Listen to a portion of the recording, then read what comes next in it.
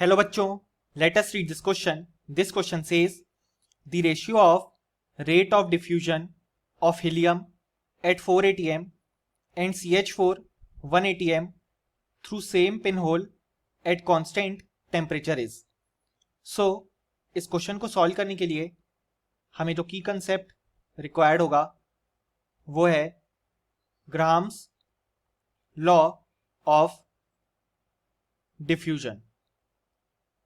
सो जो Graham's law of diffusion है वो ये कहता है कि जो रेट ऑफ डिफ्यूजन है उस पर्टिकुलर गैस का वो डायरेक्टली प्रोपोर्शनल है pressure upon root of molecular weight of gas.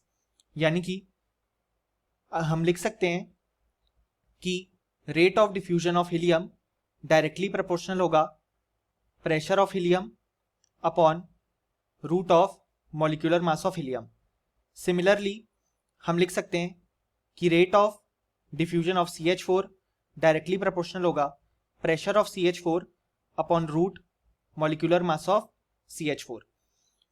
अब अगर हम दोनों इक्वेशन से प्रोपोर्शनलिटी हटाएंगे तो वहां पे कोई कांस्टेंट k आ जाएगा एंड देन ये इक्वेशन इस तरीके से फॉर्म हो जाएगी जैसे rate of CH4 equal to k times pressure of CH4 upon root molecular weight of CH4.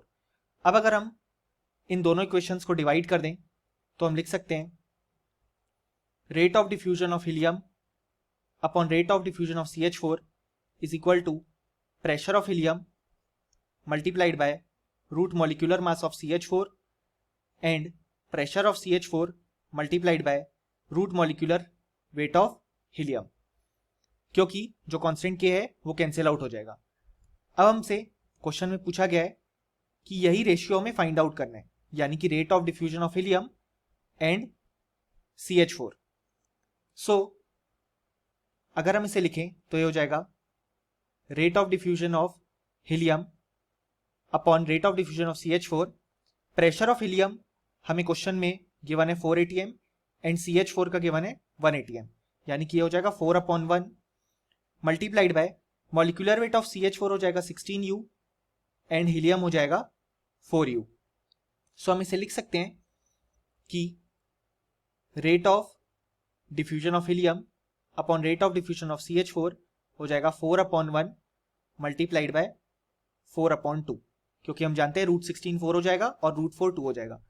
अब अगर हम इसे कैंसिल करें तो फाइनली हमें लिख सकते हैं कि जो rate of diffusion of helium और CH4 का रेशियो है वो हो जाएगा 4 × 2 8/1 यानी कि इस क्वेश्चन का फाइनल आंसर हो जाएगा 8. Hope you understood it well. Best of luck.